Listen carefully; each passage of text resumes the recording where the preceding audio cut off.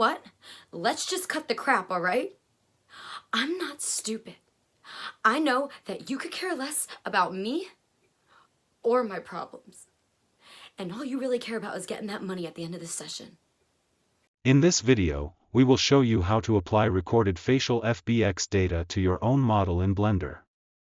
On the left is the recorded facial FBX, and on the right is the target model that will receive the facial animation. The target model must use Blendshapes created according to the ARKit standard.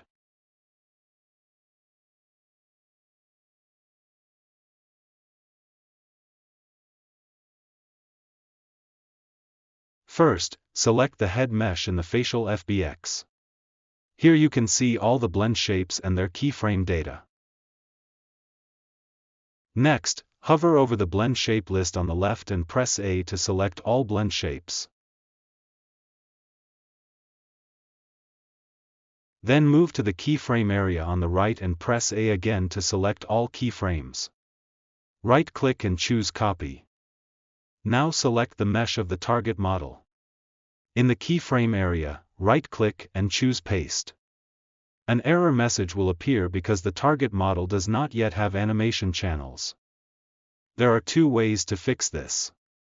The first is to open the Shape Keys panel, hover over the Value field, and press I to add an animation channel. You will see that an animation channel has been successfully added for that blend shape. This must be done for each blend shape and is inefficient. Next, we will introduce a more efficient approach. First, delete the channel you just added, and make sure the target model mesh is still selected. Then switch to the scripting workspace, click New to create a new script, and paste in a piece of code. This code can be found in the video description.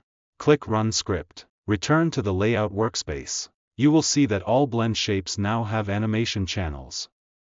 Right-click in the keyframe area and choose Paste to apply all facial keyframes to the target model. Thank you for watching.